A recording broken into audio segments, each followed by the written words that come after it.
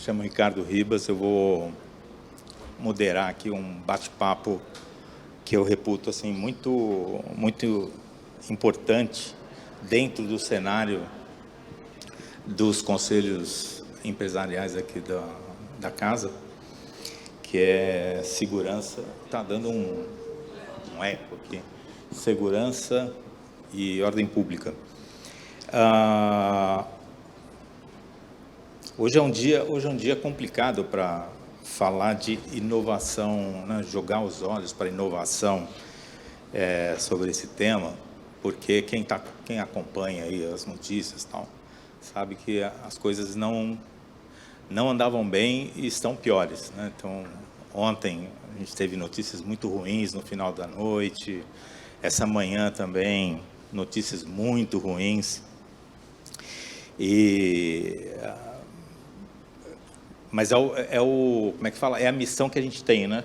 E eu acho que ela é uma missão bacana, que é parar por esse tempo curto, que é 1h30, para falar sobre uma construção de futuro, sobre uma visão construtiva, porque eu não sou contra os diagnósticos, mas a gente tem diagnóstico de sobra sobre a causalidade das questões de violência e criminalidade do Rio de Janeiro. E agora a gente precisa começar a organizar a ação, né? E eu acho que, sem querer fazer qualquer juízo maior, né, mas até o preenchimento dessa sala é sintomático com relação ao que a nossa sociedade tem com relação ao tema de segurança. Então, é um tema que inquieta, é um tema que esquenta, acalora as discussões, mas no momento em que a gente tem ali de discutir, de debater, de buscar soluções, a gente não vê o mesmo engajamento. Mas por quê? Porque é um tema, eu vou falar de uma forma bem não técnica, né? É um tema chato, né? Um tema que mexe muito com o jeito da gente ser. E eu acho que isso dá o maior contorno para a oportunidade que eu vejo para essa discussão, que eu reputo ser o início de uma discussão de segurança e ordem pública aqui na casa. Eu acho que a gente vai estar rodeado de pessoas muito competentes para poder fazer essa discussão ganhar corpo. Para esse debate que a gente vai fazer hoje, eu vou contar com pessoas que eu tenho um respeito gigante dentro do tema e fora dele, né? Vou chamar em ordem alfabética para não ferir qualquer suscetibilidade. Eu queria chamar o André Batista, que é coronel da PM, especialista em segurança pública. Tá bom. Chamar o Fernando Veloso, que é delegado de Polícia Civil, ex-chefe de Polícia Civil do Estado do Rio de Janeiro e, com muita honra, vice-presidente do Conselho Empresarial de Segurança e Ordem Pública. Certo? E o Leonardo D'Andrea, que é o vice-presidente do Instituto de Segurança Pública, uma joia rara na segurança pública nacional, né? O Instituto de Segurança Pública como é que se diz, é um troféu que a gente gosta de acenar aí para o resto do Brasil, não só pela acurácia, né, mas assim, pela coragem de organizar um tema que agora é moda, né? Os analytics, a questão dos dados como base essencial para a solução de problema. Então, eu acho que com esse time aqui de debatedores, né, eu acho que a gente vai fazer uma discussão bem interessante. Minha ideia é fazer o seguinte, eu falo pra caramba, né, então eu preciso rapidamente tirar o microfone da minha mão. Minha ideia é fazer o seguinte, é lançar uma questão e pedir, eu combinei isso entre nós, né, pedir para um dos painelistas iniciar uma resposta, mas a gente poder contar com a opinião dos demais, sempre que possível, que os demais comentem também. A gente vai ter mais ou menos 15 minutos por tema, e nós vamos passar por 5 temas distintos, né?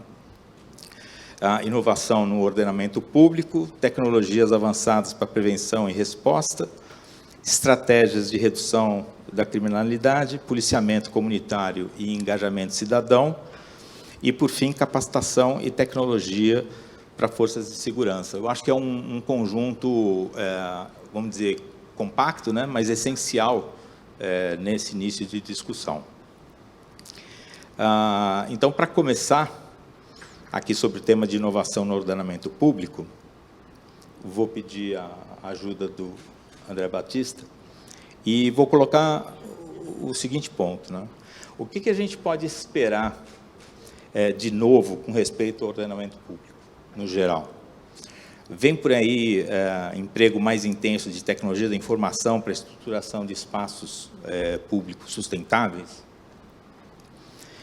De que forma que a gente vai integrar e reintegrar territórios como base para o seu próprio desenvolvimento socioeconômico? Então, queria que você iniciasse e depois a gente passa para os demais darem as suas contribuições também. Obrigado. Perfeito. Obrigado.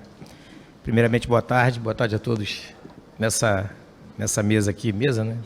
Mesa. Mas nesse debate, nessa juntamento, exatamente.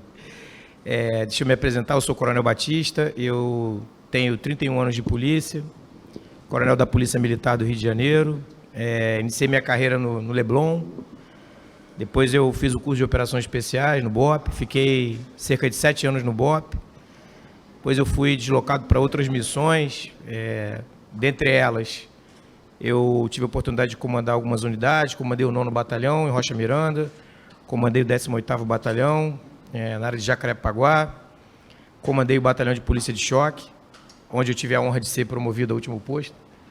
Isso é, para mim, uma honra muito grande. Como Operações Especiais, para mim, foi a consagração da minha carreira. Tive a oportunidade de ser coordenador de assuntos estratégicos da Polícia Militar, assessorei alguns comandantes gerais nessa minha jornada, e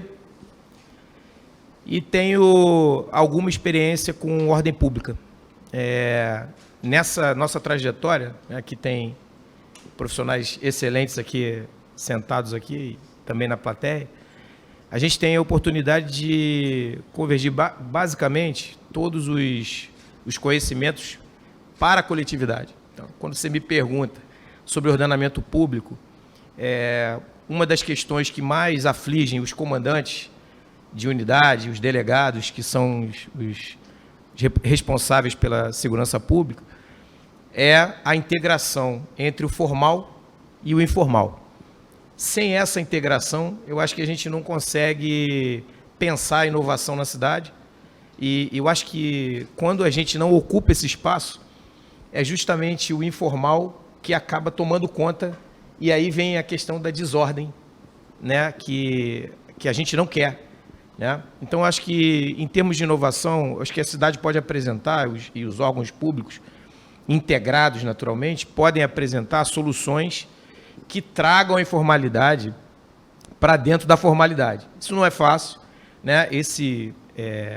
Eu não sou da equipe do prefeito, mas eu entendo que o prefeito e a municipalidade têm uma importância enorme na questão da proposta de soluções a esses desafios, né, que são desafios imensos em termos de operacionalidade, de integralidade, né, das forças públicas. A gente está falando aqui de guarda municipal, a gente está falando de polícia civil, de polícia militar, a gente está falando de todos os órgãos que integram o sistema de justiça criminal. E eu falo isso com muita tranquilidade porque você precisa dessas pessoas, de todas as pessoas. Não tem como você fugir da integração hoje sem que isso denote no esforço, né? O doutor está aqui do meu lado dizendo que os esforços são hercúleos de verdade. A gente tem aqui o nosso amigo do ISP aqui, ele sabe disso. Integrar essas forças, elas são necessárias, mas elas são impeditivas, às vezes, por conta de políticas, né? As políticas elas acabam dissolvendo muito da intenção desses servidores em integrar-se em políticas públicas voltadas para o benefício da população, para o benefício da sociedade. Então, respondendo a sua primeira pergunta, eu acredito sinceramente que o informal precisa ter uma conotação, precisa ter um olhar melhor e integrá-lo à área formal da cidade. A segunda pergunta você vai ter que fazer de novo.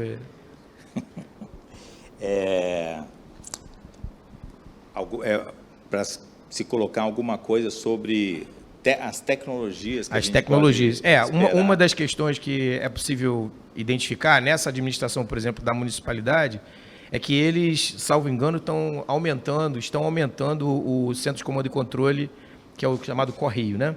Então você vê que o Correio ele teria, em termos de cidade inteligente, aí o Rio de Janeiro, acho que é Global Beta, se eu não me engano, depois alguém me corrige se eu estiver enganado, mas é uma cidade que encaminha muito bem essa questão da solução tecnológica em função das necessidades, né? Por ordenamento, por controle, né? O próprio comando da cidade, né? Então, acho que a gente tem que estar muito preparado. No meu caso, por exemplo, que eu fui muito para a área de operações especiais, então você vê que é necessário que a cidade se prepare melhor para uma catástrofe, por exemplo.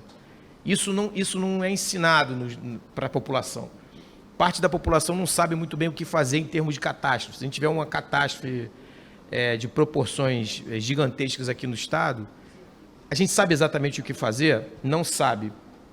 E aí, falando de soluções e tecnologias, existe uma solução que ela é administrativa, mas ela pode ingressar nos nossos radares, que é, por exemplo, como é que as escolas lidam com o funcionamento das polícias, por exemplo.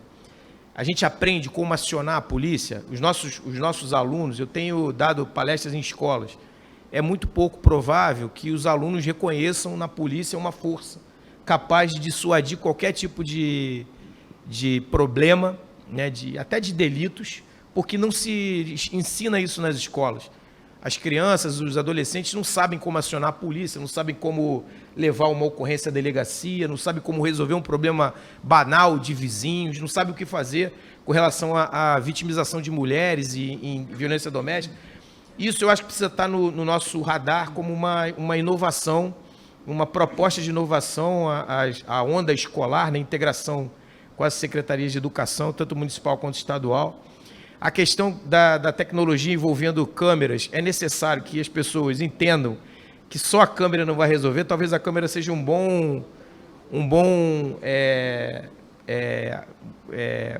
amigo, né, para o delegado depois entender como é que foi a dinâmica do crime. Então, mas em termos de prevenção, é muito mais significativo que tem alguém para observar essas câmeras, tem um software para monitorar a condição daquele evento criminoso, o evento delituoso. Então, não é só colocar câmera, as pessoas sempre confundem muito isso. As pessoas falam de tecnologia, já pensam em câmera, mas não pensam no software necessário para idealizar um esquema para prevenir o delito. Tá certo. Queria uma ajuda também, Fernando, para completar essa resposta, porque a gente falou da informalidade, que é uma questão, eu não tenho a menor dúvida, falamos da Força Municipal, né, da Guarda Civil Municipal, e tem um terceiro tema que eu coloquei nessa pergunta, que era sobre integração, reintegração de território, já que a gente sabe que, por definição, né, a segurança começa no território. Então, é um tema forte e que está dentro desse escopo do ordenamento público. Queria que você fizesse algum comentário a esse respeito de território. Para mim ou para o Leonardo? Não, para você. Eu estou me sentindo muito seguro aqui, porque estou entre dois policiais militares conceituados. Então, eu acho que eu posso falar o que eu quiser aqui, que ninguém consegue chegar em mim agora. Não.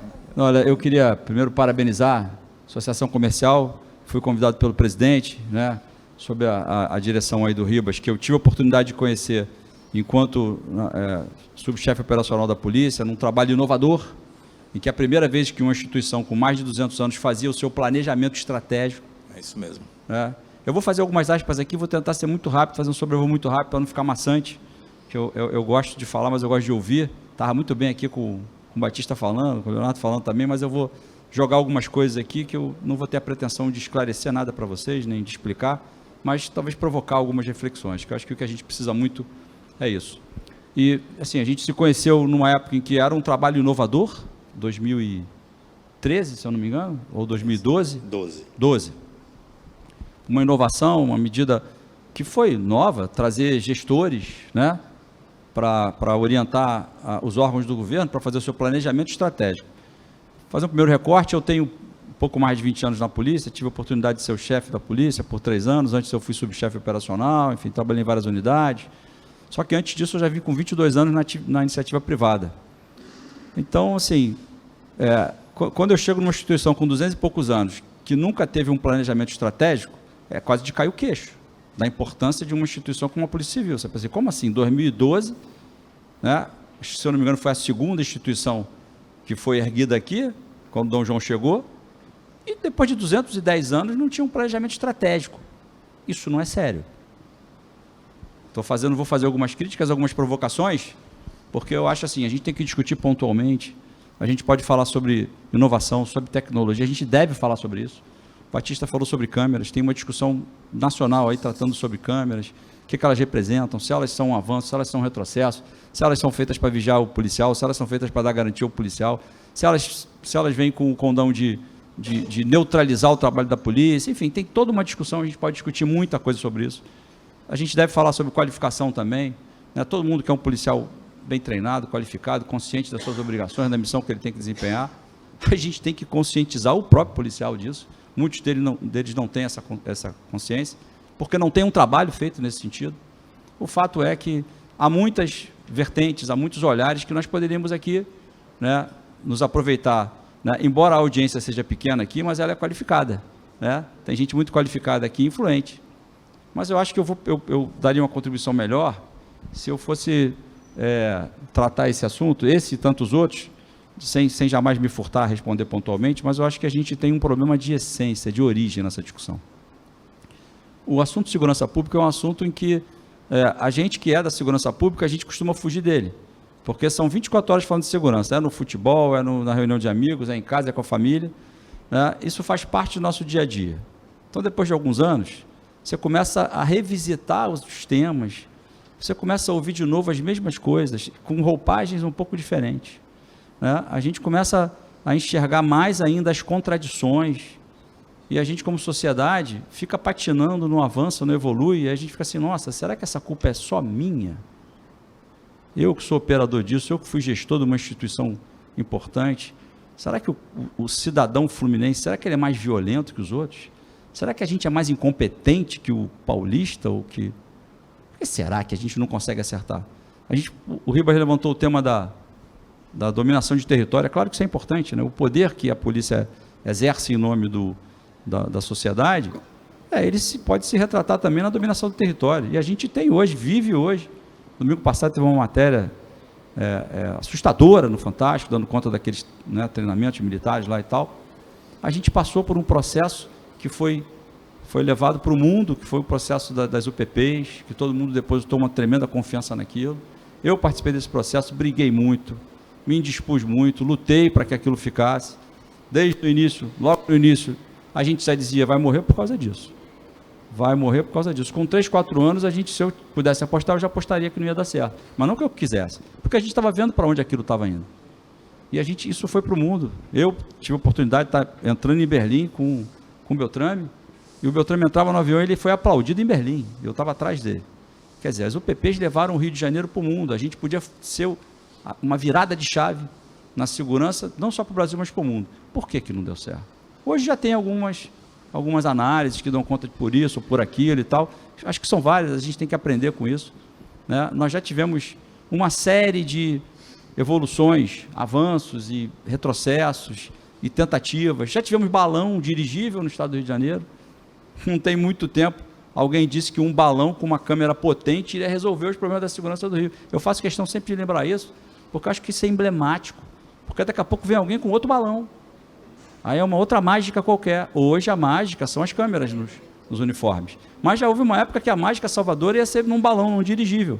O dirigível foi comprado, foi pago e foi colocado no ar, e eu nunca prendi ninguém por conta da câmera do dirigível. E ele sumiu do mapa e ninguém sabe onde foi parar o raio do dirigível. Então, assim, eu fiz me estendi até mais do que eu queria para dizer o seguinte: eu acho que nós precisamos, né, e eu tenho me proposto a fazer isso. Estou tentando contribuir com a associação comercial, porque o Josié é uma pessoa que eu admiro muito. Ele é um cara que tem uma habilidade que eu não tenho. Ele consegue ver esperança na antessala do inferno, e eu não vejo, eu só vejo, enfim. E eu gosto disso. Ele reúne pessoas, então eu vou estar aqui, vou estar à disposição, mas eu vou ser uma voz talvez um pouco ácida. Nós precisamos discutir a essência do problema. Onde é que está a essência desses problemas? Precisamos de tecnologia? Precisamos, sim. Definitivamente precisamos. A gente precisa discutir a qualificação do policial? É claro que precisa. A gente já tem gente, principalmente do Ministério Público do Trabalho, que está indo, enquanto eu era secretário da SEAP, esteve lá comigo, questão de acolhimento policial, as estatísticas de suicídio entre o segmento policial são mais elevadas do que em todas as profissões que nós conhecemos, e também são estressantes. Então tem uma série de movimentos. Mas eu, de uma forma ácida, digo para vocês, da pouca experiência que tenho, que nós vamos continuar patinando se a gente não tiver a coragem de enfrentar a nossa real dificuldade. E eu, sem brigar com ideologia, sem brigar com nada disso, eu acredito que esse problema está na cultura. O nosso problema na segurança, a essência dele reside na cultura. Eu prendi muitos jovens de 13, de 14, de 16. Eu acolhi muitos pais que choraram na delegacia porque viram que os filhos estavam indo para aquele caminho, e depois a gente ia recolher o corpo do filho. E a gente sofre com isso. E depois de 20 e poucos anos, eu não posso ficar imune a isso, eu não posso me proteger atrás de uma cortina de segurança e deixar de falar isso. Não, eu vou falar. Jovens dessa idade, que são levados, que são conduzidos por crime, o que nós temos feito com eles? Nós criamos o Estatuto da Criança e do Adolescente. Nós criamos o Estatuto para protegê-los. E o Estatuto é bacana, ele é bonito, ele é inovador. Nós fomos elogiados no mundo por causa de uma legislação inovadora. Mas temos que ter coragem de discutir. Ele está protegendo o jovem? Ou ele está levando o jovem para a criminalidade? Se eu sou o gestor de um negócio criminoso e eu tenho uma mão de obra que demora mais a voltar quando ela cai nas mãos da polícia, e eu tenho outra mão de obra que volta mais rápido, porque sai mais rápido, porque o advogado é mais barato, né, porque pode enfrentar uma série de coisas que o maior não enfrenta, porque senão eu perco aquela mão de obra. Alguém vai negar isso? Só se eu não quiser enxergar. Então nós estamos defendendo os menores ou estamos jogando os menores para os algozes deles? Então a gente tem hoje grandes nomes no tráfico de drogas, que estão presos em presídios federais, que já fizeram história, alguns até morreram, alguns passaram pela minha mão, né? E a história deles começou como um jovem de 14, 15 anos, que pela primeira vez aventurou pegar um revólver e foi junto com os caras que foram roubar o carro. Começou assim a história dele. Então, quando eu digo cultura porque esses jovens, eles não têm incentivos para não participar dessa vida. O jovem já tem naturalmente uma característica, que é a característica de se deixar levar pela aventura. O jovem é desbravador naturalmente, e graças a Deus é assim, porque se for como eu estou, já estou mais parado que outra coisa. Imagina, se os jovens forem assim, o mundo para, e o homem não chega na lua, não chega em lugar nenhum. Então eles naturalmente têm isso. Quais os incentivos que como sociedade nós damos a esse jovem? Os incentivos que nós damos vai e faz, porque não vai acontecer nada, não tem consequência. Eu vou abrir um parênteses muito rápido para narrar. Domingo passado eu fui vítima de roubo, na linha vermelha. Eu estava indo a Aparecida do Norte, eu sou motociclista, gosto muito, e fui abordado na linha vermelha a segunda vez em 1 ano e 1 mês. Fui abordado, enfim, graças a Deus não aconteceu nada, não houve reação, mas eu olhei na cara daquele garoto, e era o mesmo garoto que eu vejo há 20 anos na minha história da polícia. E de coração, eu não fiquei com raiva dele. Eu tinha uma viagem marcada para sábado, eu ia para o Atacama de moto. Ele arruinou a minha viagem, porque ele levou a minha moto. E eu não vou mais para o Atacama. Agora vou depois, que eu vou comprar outra e eu vou. Assim que o seguro me pagar. Mas eu olho para aquele jovem e eu digo assim, cara, de fato ele é uma vítima. Mas ele não é a vítima da polícia. E os algozes dele somos nós. Porque nós não temos a coragem de enfrentar o que a gente tem que enfrentar, porque é ácido. Porque é muito difícil dizer para quem é de ideologia de direita, e hoje esse assunto está bem, essa divisão está bem em voga, né? Para quem é de direita dizer assim, não adianta matar que não vai chegar em lugar nenhum. Não é matando. Porque se fosse isso, a gente já tinha chegado lá, porque a gente já matou mais do que toda a polícia do mundo. E é muito difícil dizer para quem é de esquerda, né, que ele pode ser vítima, mas ele é vítima de você mesmo. Porque você usa ele para os seus objetivos. Né? Há uma estrutura estabelecida por várias organizações não governamentais que se alimentam disso. Não há um interesse para neutralizar as fontes que alimentam a criminalidade, que é a razão da gente estar aqui. Porque se o nosso problema, né, a gente tem tanta importância assim, a segurança tem tanta importância, não é porque a gente tem um problema com crime. Crime tem em todo lugar. Eu fui roubado em Madrid. Eu devo ser mais azarado, porque todo lugar que eu vou eu sou vítima, né? Mas eu fui roubado em Madrid, né? Levaram meu telefone. Assim, mas em Madrid não tem ninguém apavorado por causa da segurança. Não tem ninguém desesperado, nossa, por quê? O problema não é a criminalidade. O problema é a violência decorrente da criminalidade. Esse é o problema. Grandes capitais, em Portugal, meus pais estão em Portugal por acaso agora, em Portugal você chega em qualquer aeroporto, se você olhar para o lado, você vai ficar sem as bolsas, vai ficar sem tudo. Coisa que não acontece no aeroporto do Rio. É muito pior lá. Mas lá não tem a violência que tem aqui. Então, o nosso problema é a violência. E aí eu volto à minha afirmação inicial. Nós somos mais violentos do que o pessoal de Madrid, os portugueses? É claro que não. Mas o nosso sistema conspira a favor disso, porque as ações dos jovens e as ações das pessoas que se deixam levar, elas não têm consequências. Se prenderem um rapaz que roubou a minha moto, ele não deu tiro, ele estava armado, não deu tiro, né? Mas se ele vier a ser preso, eu acho muito difícil, porque eu não tenho condição de, né? É um crime difícil de apurar. Mas se ele for preso, foi um roubo, né? Com pena mínima de 3 anos, se eu não me engano, 4 anos. Ele não vai ficar preso 1 ano e meio, se ficar. A gente sabe disso.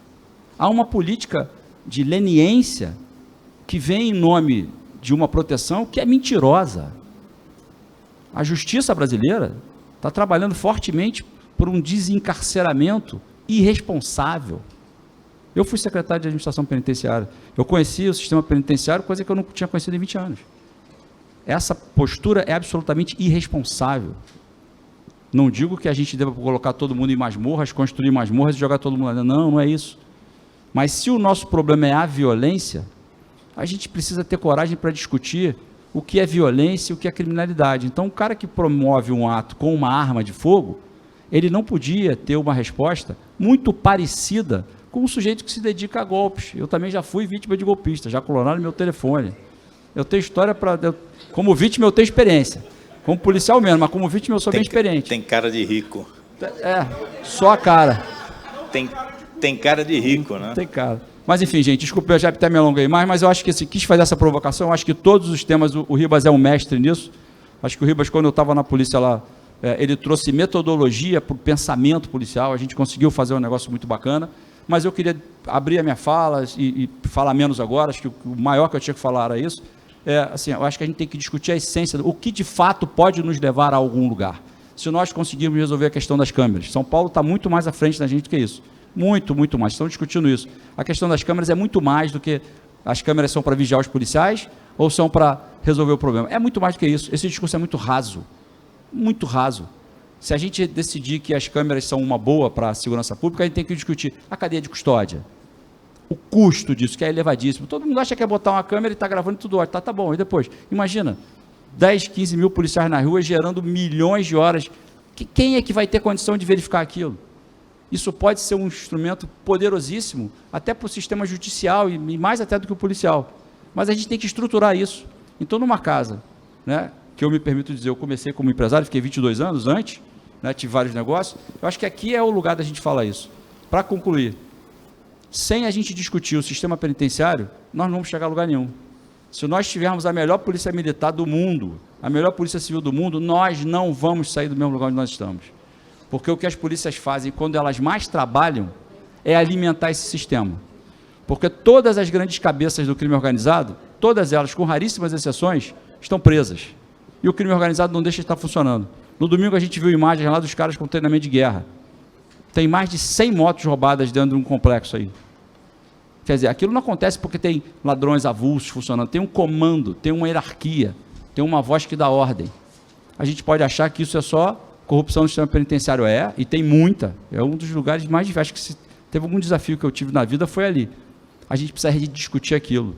O sistema penitenciário é uma das maiores oportunidades de negócio que a gente tem. Ali a gente pode produzir o que a gente, do alfinete ao foguete. A gente pode transformar homens ali, resgatar almas.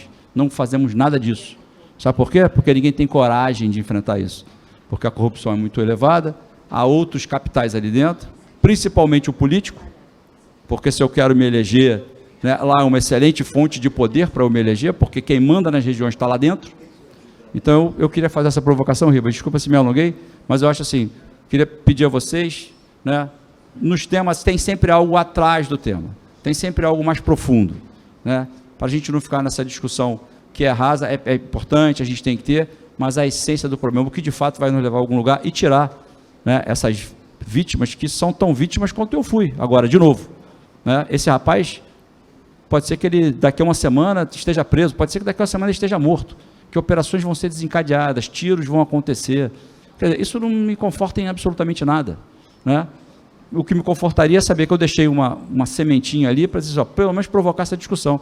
Nós precisamos parar de ser omissos e discutir o que de fato precisa ser discutido. É a essência, a origem do problema. Desculpa se me alonguei demais. Não, imagina. Eu agradeço muito essa exposição. A ideia do tema foi dada como um primeiro passo, né? Então, eu concordo inteiramente com você, talvez tenha sido minha primeira reação quando se colocou o tema de inovação já, né? Mas eu entendi, discuti isso com o José, entendi o propósito disso, uma abertura, e aí eu acho que tem uma razão por trás dessa proposição que eu particularmente acredito muito, que é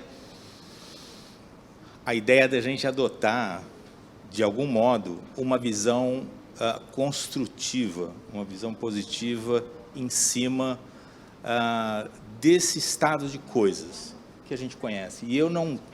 Bom, quem sou eu para desdizer o que você está dizendo, mas eu, nem num embate conceitual, eu me atreveria a desdizer o que você está colocando, porque eu concordo, eu entendo e concordo, principalmente falado por um operador, que conhece conceitualmente, mas é um cara que está lá no campo. Então, acho que é um depoimento valiosíssimo. Mas o que eu estou colocando não é... Eu não quero nem negligenciar a acidez do tema, ou parecer uma discussão de poliana, mas eu acho que essa proposição do José tem um lugar importante, principalmente no cenário de cultura nosso, fluminense, do estado do Rio, porque a gente precisa trocar. Hoje alguém comentou pela manhã, né, que comparado com São Paulo, a capacidade que o Fluminense tem de falar mal de si próprio, né? Acho que não era exatamente sobre isso que você falava de cultura, mas eu estou citando isso. Estou dizendo que a gente, de algum modo, precisa dar passos nessa direção, de olhar de uma forma positiva, de uma forma construtiva, sem tirar o pé da realidade.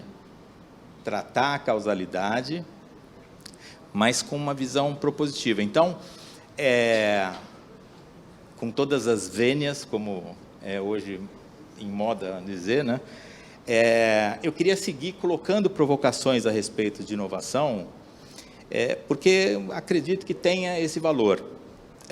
Para quem está aqui nos assistindo, tem toda uma programação para o biênio, e a gente não tem nenhuma,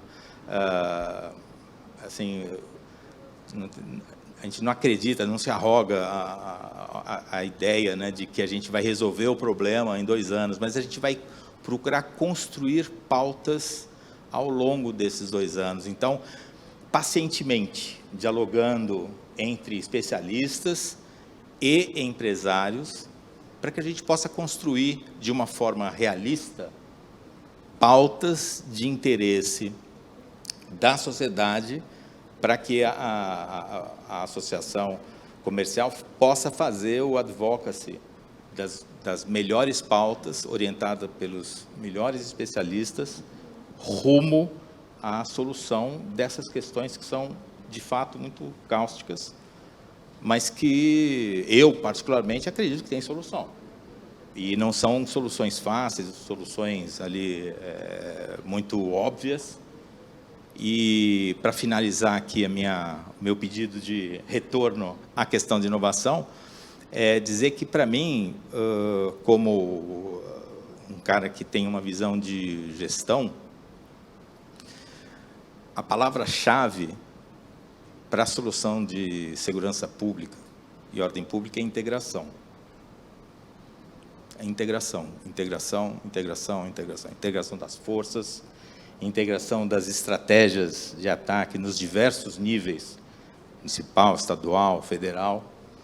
E essa integração vai além do poder público.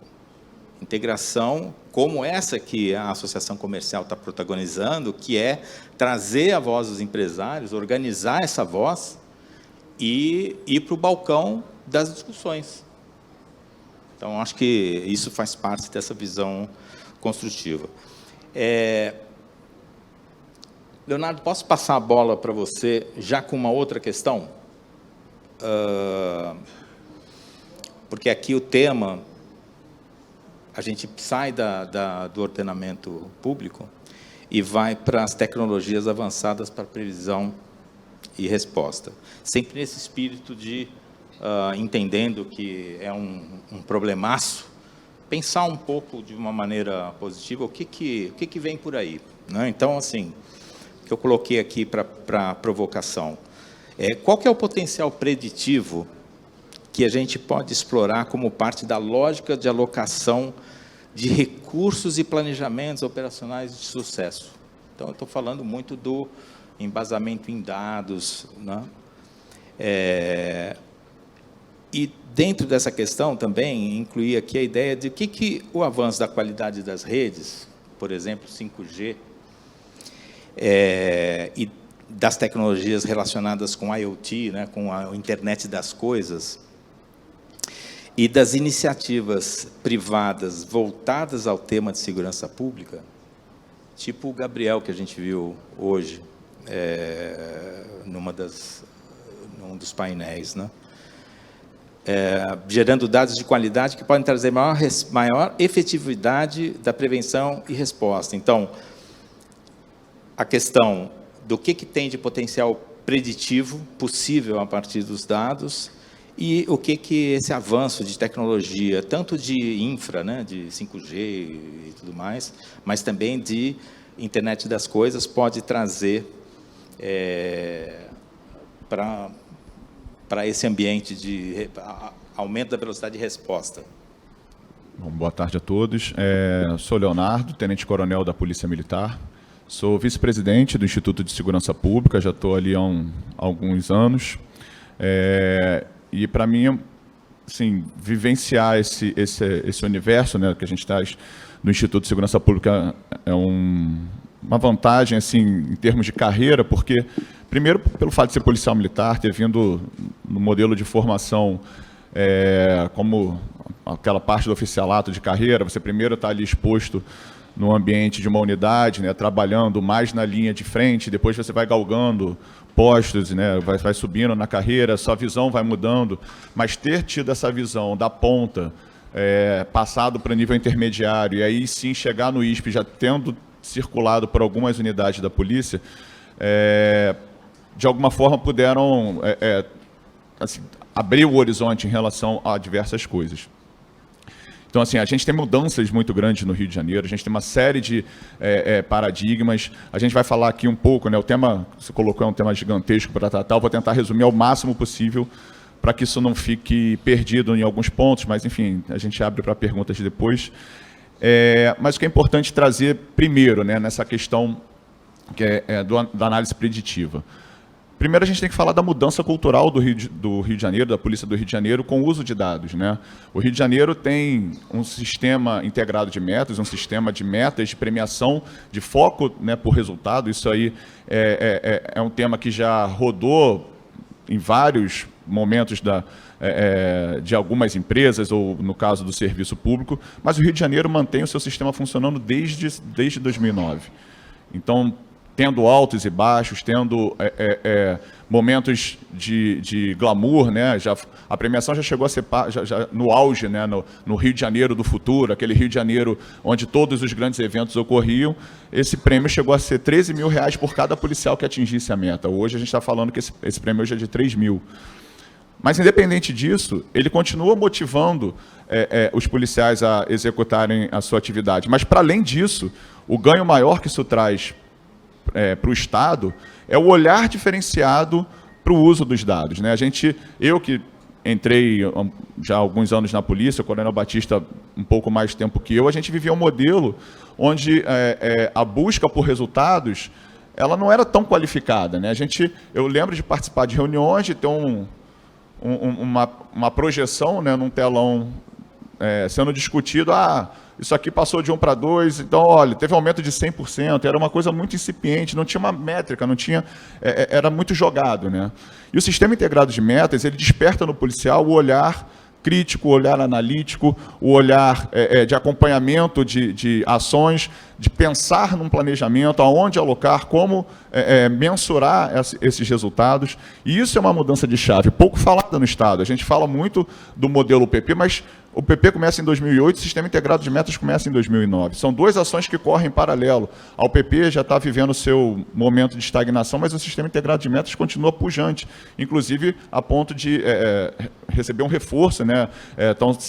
Já foram finalizadas diversas discussões nesse sentido, de buscar uma modernização nesse Sistema Integrado de Metas.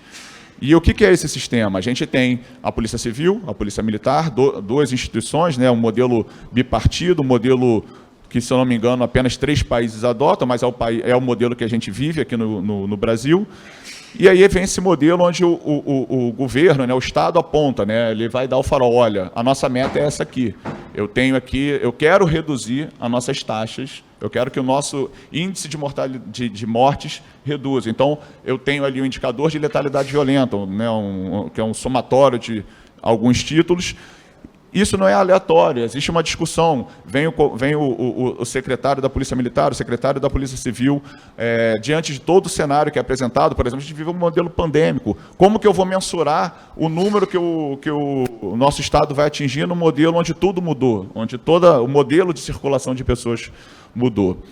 Então, falar nessa questão da tecnologia passa por isso, passa na reformulação do policial. Então, hoje, os policiais eles têm essa visão analítica muito mais acurada com relação ao uso da tecnologia, ao uso dos dados. Obviamente, isso ainda carece de muito reforço, muita mudança. O mundo muda, a tecnologia muda. O nosso sistema, a gente teve uma grande oportunidade, falando novamente desse modelo do Rio de Janeiro do sucesso. O ISP é uma autarquia, né, uma autarquia vinculada hoje à Casa Civil, que, em termos de percentual ali da segurança, não recebe nem 1% da verba destinada à segurança pública. Nós somos cerca de 50 mulheres e homens que trabalham ali no Instituto de Segurança Pública, e a gente consegue fazer muita entrega justamente por conta disso, né? É um grupo multidisciplinar, mas é um grupo voltado para a tecnologia.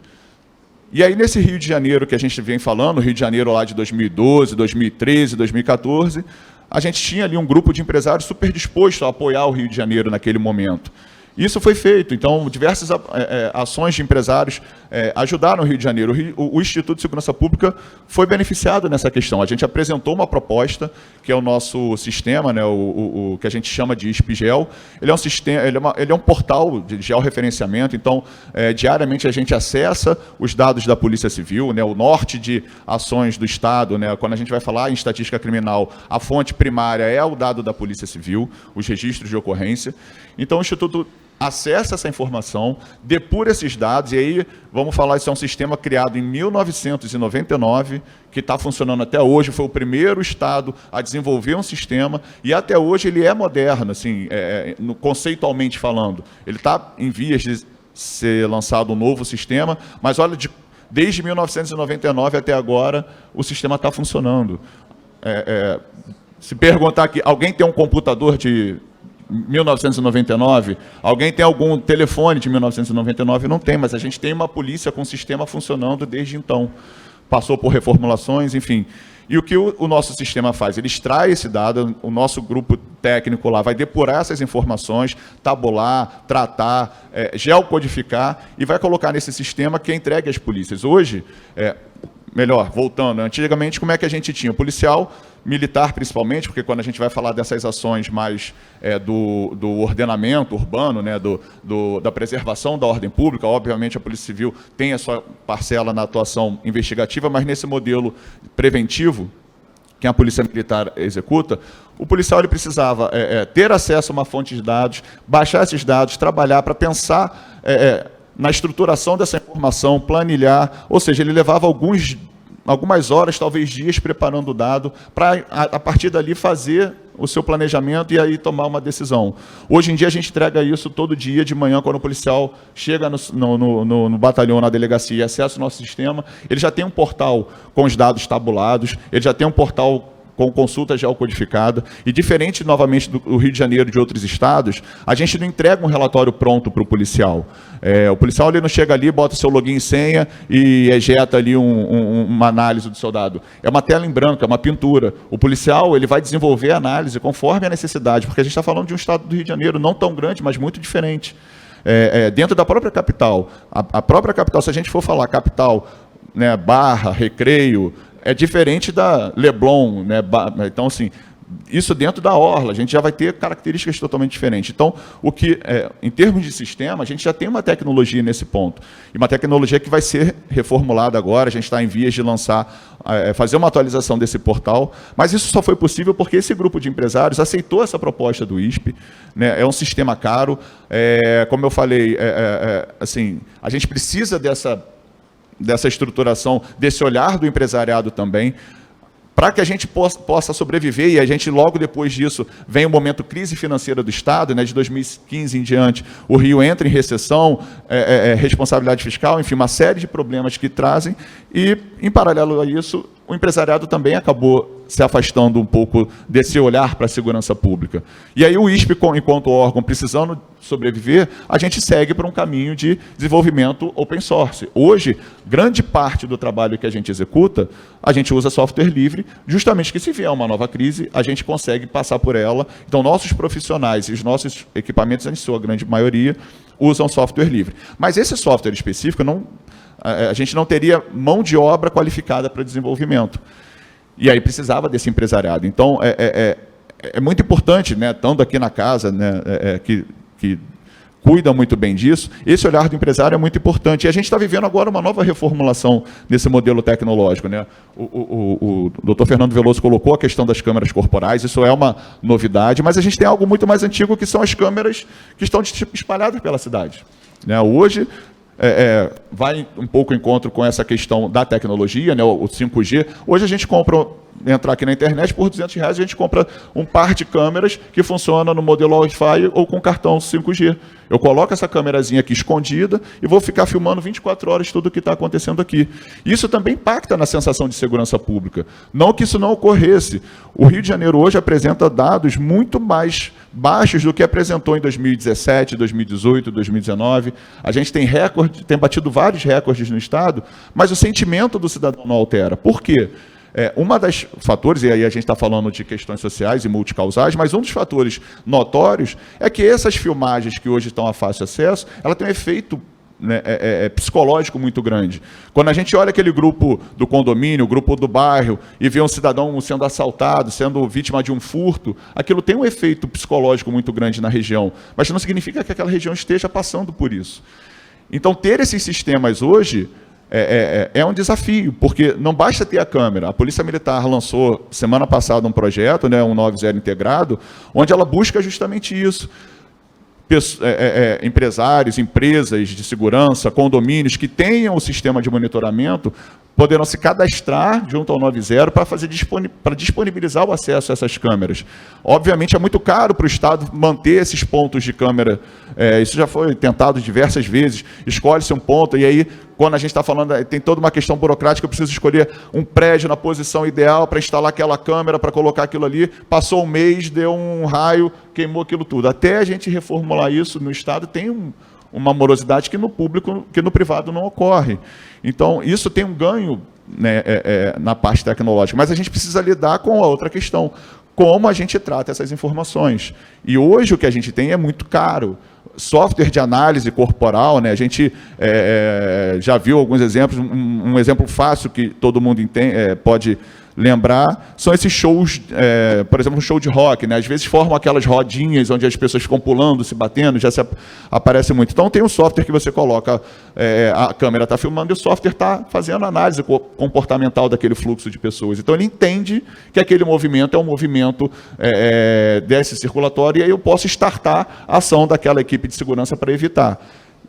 E o paralelo disso a gente pode trazer para Leblon, no domingo. Se eu tenho um sistema de câmera e vejo aquele movimento de pessoas ordenadamente se juntando e andando em passos mais acelerados, o software já poderia dar um alerta, olha, há um movimento característico com arrastões sendo startado no local tal. Mas isso não é uma tecnologia simples e nem barata. Simples, assim, obviamente, com o tempo ela vai se tornando, mas ela não é barata. Então, pensar no uso da tecnologia não é só aquisição, não é só consumir, né? Ah, que legal, bodycam é o que existe de mais moderno nas polícias. Vamos incorporar? Vamos. Só que o policial daqui, da capital, e o policial que trabalha lá no interior do Rio de Janeiro, todos eles precisam ter da mesma forma essa mesma câmera para o mesmo fim.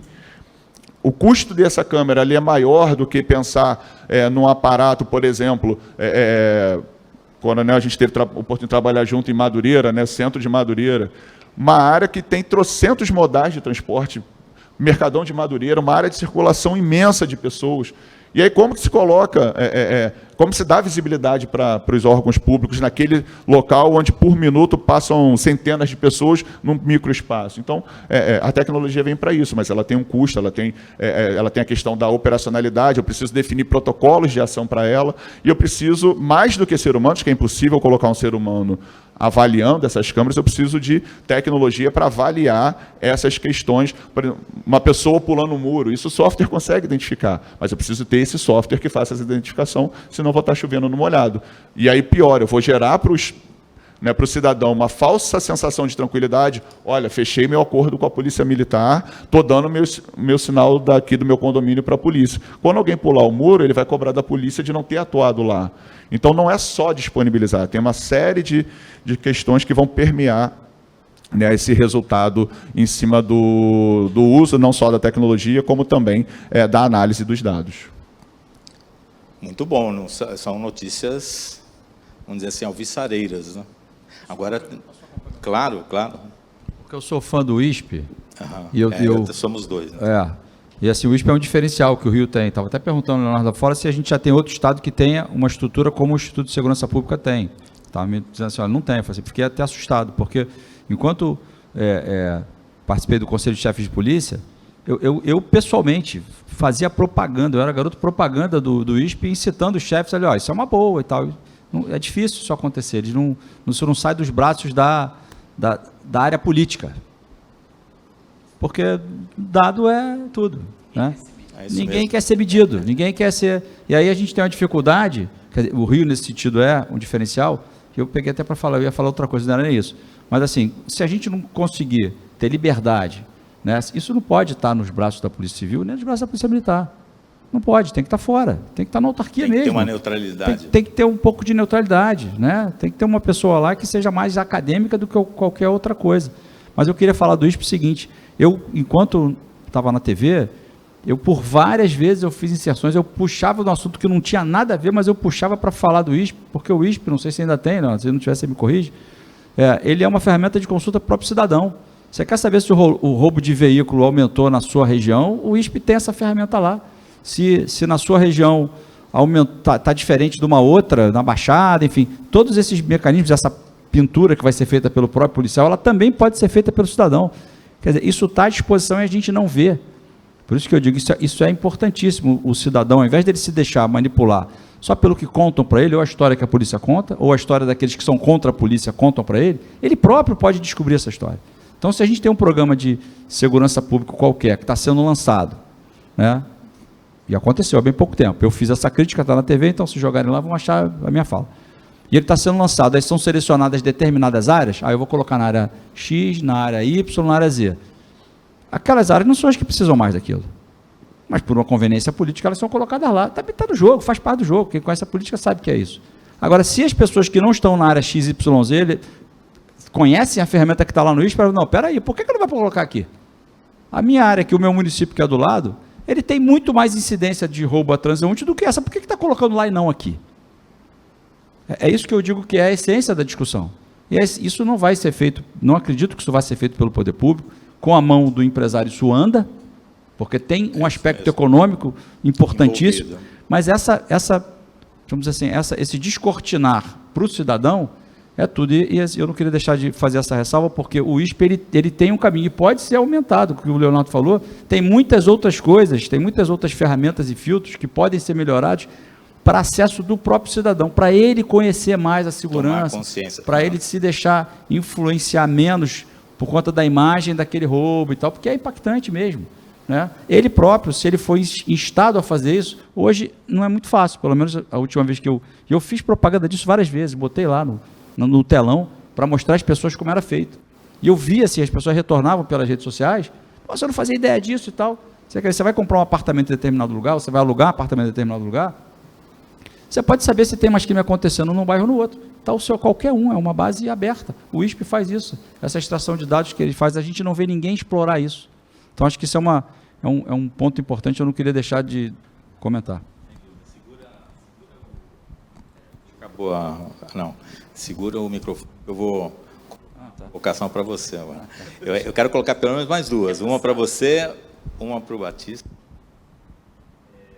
E aqui eu vou... Está acabando a bateria.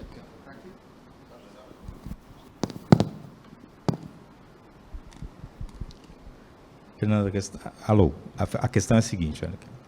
Como que as tecnologias da informação podem contribuir para o desmantelamento do crime organizado e para a erradicação da corrupção?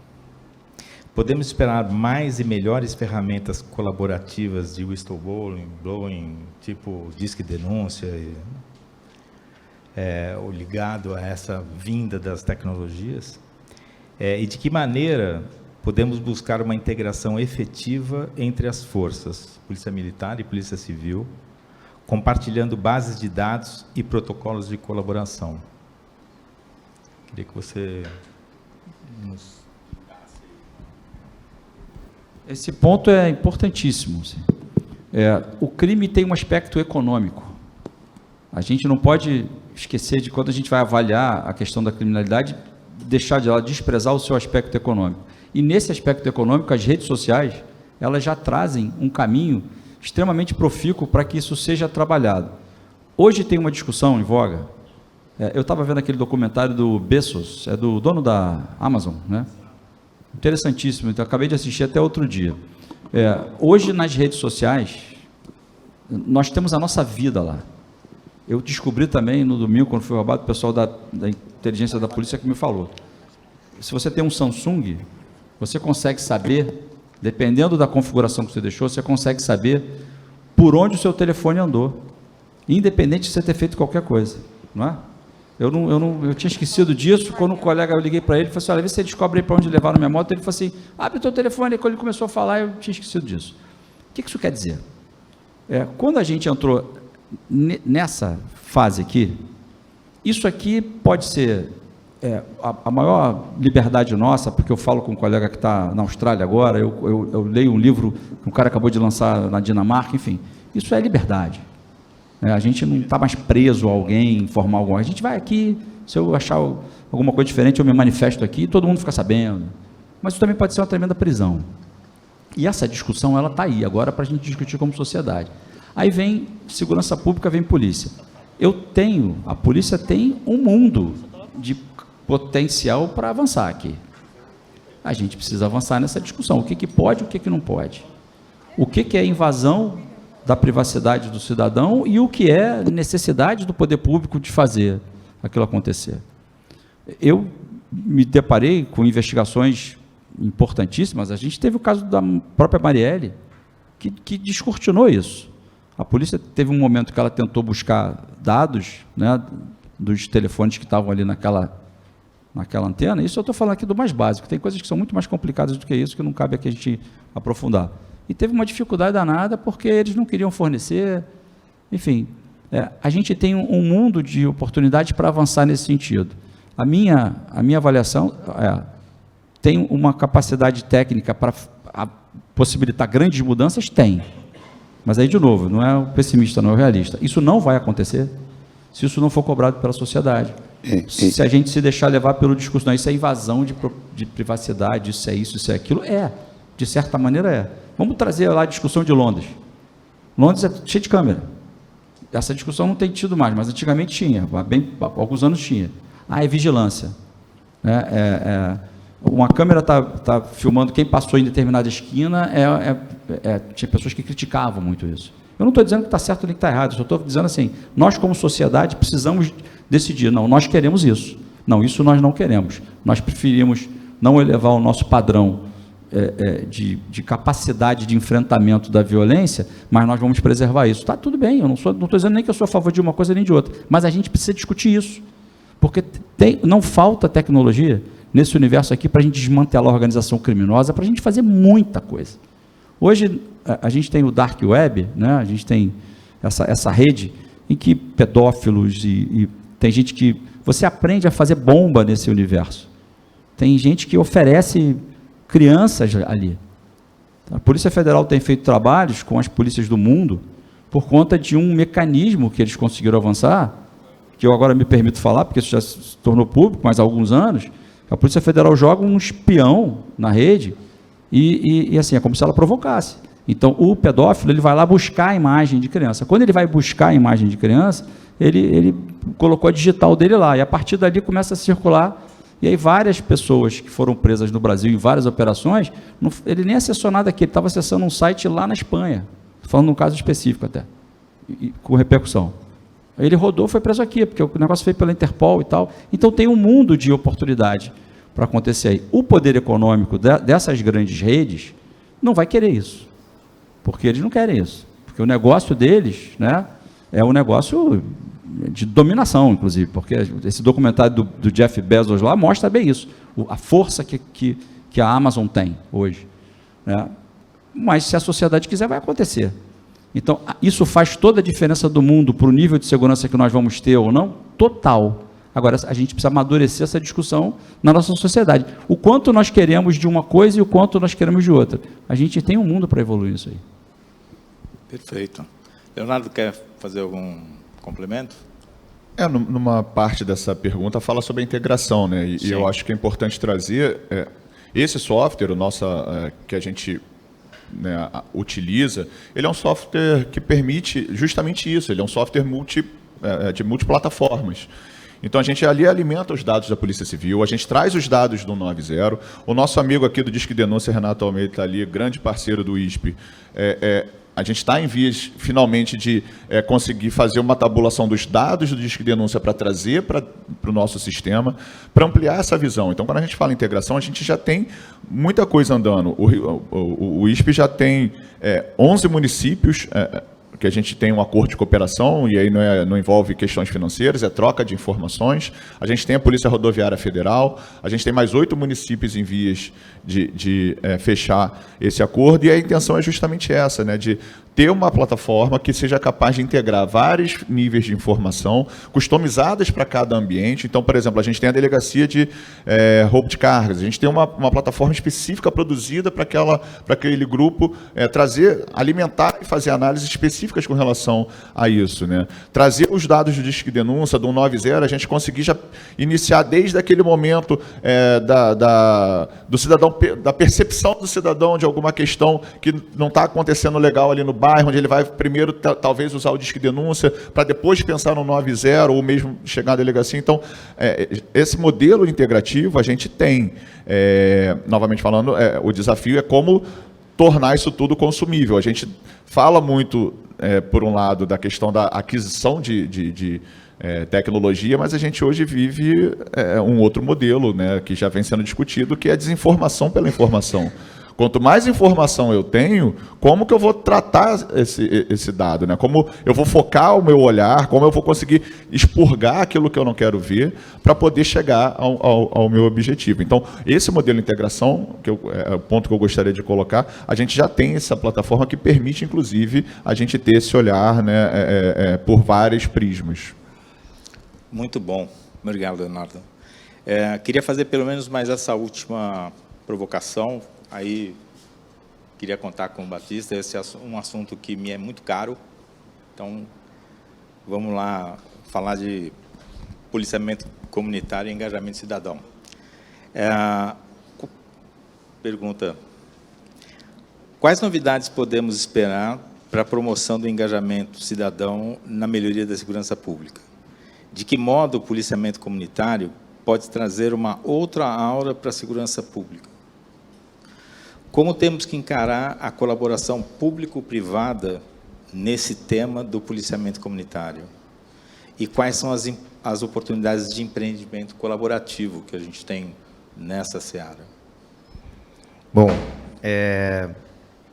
acho que para todos aqui no Rio de Janeiro é ser disso que aqui praticamente o celeiro do policiamento comunitário, né? Isso começa muito com um grande idealizador da polícia, que é o general Coronel Nazaré Cerqueira, que foi o camarada que de 83 a 85 e depois de... Não, 83 a 87, depois de 91 a 95, foi secretário de Polícia Militar e implantou uma série de iniciativas inovadoras, né?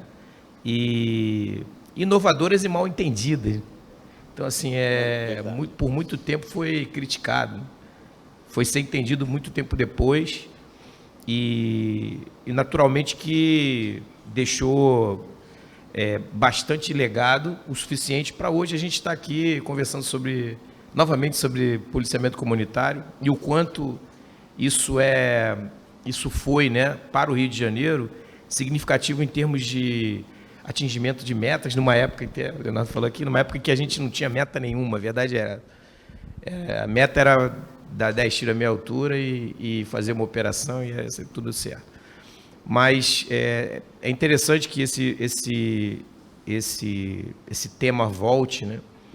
Porque ele não é um modelo de policiamento, não é uma forma de policiamento, na verdade é um meio para você atingir a sociedade. A polícia militar já atinge a sociedade de maneira transversal, isso é natural, você já aprende isso desde o primeiro convívio, quando você é alçado, né, às ruas, e você aprende que a presença ostensiva ela já está funcionando como uma proximidade. Agora, existe uma profissionalização, é a questão do ISP. Eu também tenho que puxar o saco aqui do ISP, porque meu primeiro comando foi o 9º Batalhão, né? Não foi o primeiro, mas foi o mais, digamos, significativo. Fácil. E aí, mas eu tive muita ajuda do ISP, assim, demais, assim, foi onde eu falei, olha, eu tenho um problema aqui, eu só tenho um amigo para resolver, então eu chamei o ISP e foi muito interessante, porque a gente realmente conseguiu. Na época fui muito bem avaliado como comandante, não é rasgação de seda não, mas o meu oficialato foi muito bem avaliado, os policiais entenderam as propostas e os desafios colocados pelo ISP naquele território, especialmente o território de Madureira, que concentra comércio, né? A gente está aqui no berço do comerciante. Então, assim, para mim foi muito interessante lidar com aquilo no que podia ser mais gratificante, que é receber da população o mérito por ter trazido diminuição de índices de criminalidade numa localidade em que você tem basicamente R$50 no bolso para gastar, e a gente está falando de uma população que precisa desse carinho, desse olhar. Então isso me comoveu muito, foi muito interessante essa parceria com o ISP. Eu acho que logo depois eu não pude tratar disso, porque eu fui para um batalhão de choque, quer dizer, é totalmente diferente o modo de você fazer polícia, mas também acabou me ajudando, porque a gente montou um centro de comando e controle e análise criminal muito pujante também, com a ajuda do ISP. Então, assim, o ISP realmente acaba sendo uma ferramenta que a população tem que conhecer. O que pode ser de inovador no caso do policiamento comunitário? Posso falar aqui de todas as, dos SIDOPs até no GEPAS, e depois do vigilante comunitário na Barra. Tem vários exemplos exitosos para citar em termos de policiamento comunitário. E por que a gente não anda nisso? Qual é o problema? Essa é a questão. A continuidade das políticas públicas, elas são sinuosas no Rio de Janeiro. Isso não é, eu acho que não é novidade para ninguém, né? Vem um governo de um partido, depois vem um governo de outro, e aí as questões mudam, envolvendo o ataque efetivo a esse tipo de criminalidade, uns com os discursos mais intempestivos, outros com mais volume e tal, mas o que eu entendo é que aqui é um celeiro produtivo. A gente tem capacidade, sim, falta um pouco, talvez, de conhecimento. Assim, não é demais dizer aqui que a gente precisa investigar mais e precisa entender mais os processos que levam o ISP, e aí aqui fica até eu acho que para o próprio policial, as ferramentas não sejam só as que estão disponíveis. Talvez a gente precisa ter um aprimoramento contínuo de informações e de tecnologias que envolvam o policial com esse sistema, porque às vezes parece que você não consegue dar conta de entender por que você tem que cumprir aquele disco de denúncia, por que você tem que cumprir determinados afazeres, por exemplo, no Conselho Comunitário, por que você tem que ir ao Conselho Comunitário. Então, assim, essas questões precisam ser mais socializáveis. Essa talvez seja a inovação nessa área. Assim, você precisa socializar a informação nesse nível, para a população que deseja isso. De antemão, a gente pode, assim, você já falou isso aqui no começo, né? Mas o auditório está vazio. Talvez seja um reflexo da pouca credulidade das pessoas nos sistemas, né? Elas creem pouco nos sistemas. E eu acho que o homem público precisa fazer isso, fazer o caminho inverso. Tornar interessante a temática. Eu acho que isso aqui, nesse sentido, o fórum é um desses caminhos, né? Oferecer oportunidade de discussão no nível alto para a população e para os comerciantes, que são absolutamente interessados na melhoria da qualidade de vida da população e do seu comércio, naturalmente. Mas eu entendo que a gente tem muito a crescer ainda, entendeu? Eu acho que pode ser que essa iniciativa aqui seja promoção de uma outra virada de chave, né? Não necessariamente voltada para um tema, para uma política só. Uma política só não vai resolver. Não. Essa interdependência que o doutor Veloso falou aqui, e eu acho que a gente vai ficar aqui o dia inteiro falando sobre isso, ela é significativa hoje. Não tem como falar de resolução dos problemas se a gente não atacar o sistema penitenciário. Sim. A gente vai falar de construção de presídios, e aí vai falar da melhoria, até da qualidade do próprio presídio, né? Como lida com o presidiário. Essas questões todas são interessantes, mas eu gostaria muito de ouvir as pessoas. Eu acho que é interessante ouvir. Posso só fazer uma... Porque estou doido para te ouvir. Só fazer eu fui professor de polícia comunitária, rodei o estado inteiro. eu não fazia a menor ideia do que, eu como delegado, já tinha sido gestor, não fazia a menor ideia do que era a polícia comunitária. Então, como é que a gente vai exigir do cidadão que ele faça ideia do que isso representa? A resistência de aproximação da sociedade com a polícia, em razão do nível de violência que a gente vive, é quase que automática. Então, o policial, de repente, ele vira para o cidadão e fala assim, não, pode chegar perto de mim aqui que eu vou te abraçar. Fala sério, vai contar essa piada para outro, né? Não para mim. Por outro lado, a polícia também, quando começou com essa história de polícia comunitária, ela foi numa de, eu vou me dar informação aqui, que não, polícia comunitária não é nada disso. Não é nada disso. Polícia comunitária não é um modelo de policiamento. Polícia comunitária é uma filosofia. Então, a gente vai ter que ir lá no Japão, nos Kobans, para entender isso. O que é um posto de polícia comunitária lá? Sim, vive em outra realidade, ótimo, sim, tem que entender. Um determinado cidadão, o exemplo dos livros que tem são antigos, então a gente ainda tinha o fax ainda. O cidadão precisa passar um fax naquela pequena comunidade lá, não tem fax, ele vai lá e usa o fax do Coban. Um serviço de assistência, um serviço de encaminhamento para um outro órgão público que não tem a ver com a atividade policial, ele consegue fazer isso no Coban. Polícia comunitária nasceu no Japão. O americano teve dificuldade para implantar o policiamento comunitário porque ele buscou uma outra medida. Quando o patrulheiro embarcou na viatura, ele se afastou do cidadão. Então, isso está na história da polícia americana. Ele se afastou. Quando ele embarca na viatura, ele passa a ser medido, a régua passou a ser outra. Era o tempo de resposta. Então, a gente passou um tempo na história das polícias medindo essa resposta. Então, polícia boa era aquela polícia que respondia rápido. Chamado, 3 minutos, 6 minutos. E a gente passou um tempo aqui, 40 anos depois, que o americano já superou essa discussão, discutindo que a polícia militar demorava a chegar lá. Cara, é claro que um corpo não pode ficar um tempão ali, é claro que uma pessoa não pode... Mas isso não é a raiz, a essência da atividade policial. Então, o americano teve problema porque ele se viu diante desse dilema. Ele embarcou na viatura, ele abandonou o patrulhamento a pé porque ele era mais eficiente, ele fazia uma área maior, ele cobria mais, ele tinha mais ostensividade, tinha um aspecto positivo nesse sentido. Mas, por outro lado, ele se afastou do cidadão. E ele passou, a tecnologia veio, mas ela abandonou o conceito de polícia, que é aí que mora a polícia de proximidade. Que é o quê? É de defender o direito do cidadão. Tem muita gente que acha que o objetivo da polícia militar é fazer ostensividade, da polícia civil é fazer investigação e é prender o criminoso. É neutralizar a ação criminosa. Não é. Não é. Esse objetivo não é. Isso é consequência do trabalho da polícia. O trabalho da polícia é assegurar direitos. Seja fazendo planejamento, fazendo policiamento, seja fazendo investigação. É assegurar direitos. Vocês não imaginam a dificuldade que é com um auditório cheio de policiais. Você falar isso para os caras que acabaram de passar no concurso, todo mundo sarado, cheio de bíceps e tríceps e músculos, querendo botar roupa preta, fuzil e ir pela rua mostrando que é macho.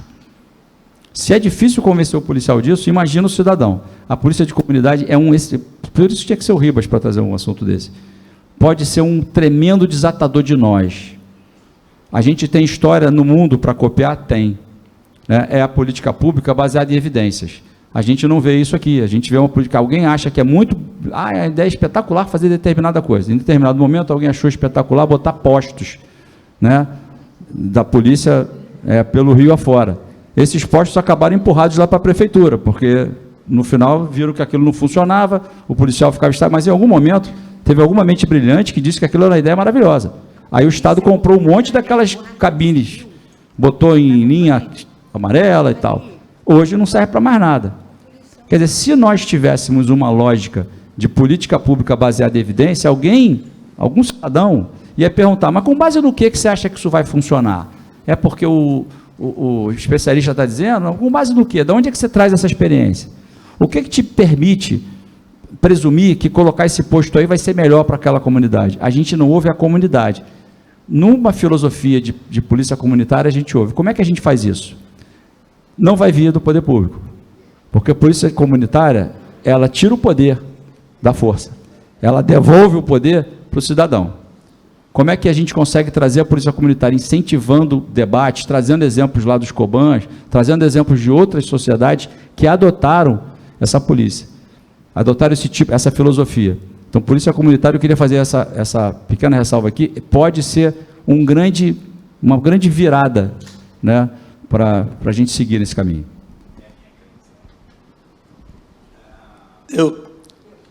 Eu estou ouvindo aqui, eu estou gostando do debate, até do preparo de todos vocês. Alguns eu já conheço, como o Fernando Veloso, o Ribas, já trabalhamos juntos, quando ele ainda não tinha entrado nesse mundo da segurança pública, lá pelo Instituto Falcone, lá na minha empresa. Mas, assim, olhando de fora, assim, eu estou vendo assim, que pontualmente tem várias iniciativas, polícia comunitária, as informações do ISP, você também citou várias coisas importantes do sistema penitenciário, mas eu sempre busquei olhar os problemas assim, de uma forma sistêmica, porque tudo conta, no final do dia tudo conta.